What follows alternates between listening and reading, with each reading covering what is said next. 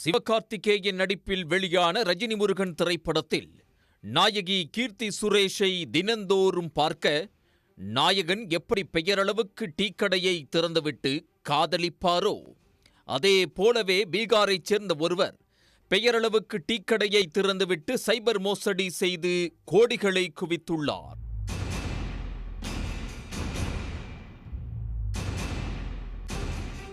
பீகாரைச் சேர்ந்த அபிஷேக் குமார் என்ற நபர் கோபால்கஞ்சில் சாலையோர டீக்கடை ஒன்றை கடந்த சில மாதங்களுக்கு முன் திறந்துள்ளார். கடைக்கு ஒரு சிலர் மட்டுமே வந்தது மட்டுமில்லாமல் வியாபாரமும் சற்று மந்தமாகவே நடந்துள்ளது. எனினும் அடுத்த சில மாதங்களில் பெரும் பணக்காரரானார். சொந்தமாக வீடு, கார், துபாய் பயணம் என வாழ்க்கையே மாறியது. அதன் பிறகு தனது டீக்கடையை மூடியிருக்கிறார். அபிஷேக் குமாரின் வளர்ச்சியை பார்த்து அக்கம் பக்கத்தினர் ஆச்சரியத்தில் உறைந்துள்ளனர். இந்த நிலையில்தான் சைபர் கிரைம் போலீசார் அபிஷேக் குமாரின் வீட்டுக் கதவை தட்டியுள்ளனர். அப்போது அவரின் வீட்டில் நடத்தப்பட்ட சோதனையில் 1 கோடி ரூபாய் ரொக்கம், கிலோ கணக்கில் தங்கம் பறிமுதல் செய்யப்பட்டது. இத்தனை சொத்துகள் எப்படி வந்தது என விசாரிக்கும் போதுதான் திடுக்கிடும் தகவல் வெளியானது.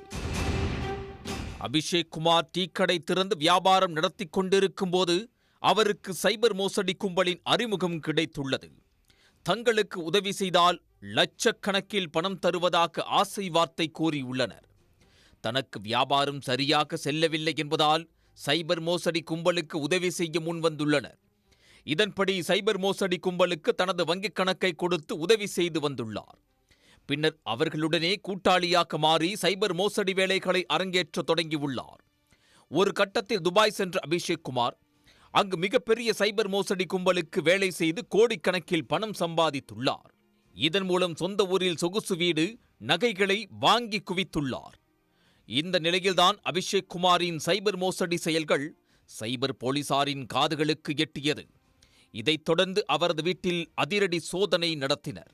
இதில் 1 கோடி ரூபாய் ரொக்கம், 1 கிலோ தங்கம், 1.75 கிலோ வெள்ளி மற்றும் ஆன்லைன் மோசடியுடன் தொடர்புடைய பல பொருட்கள் பறிமுதல் செய்யப்பட்டன.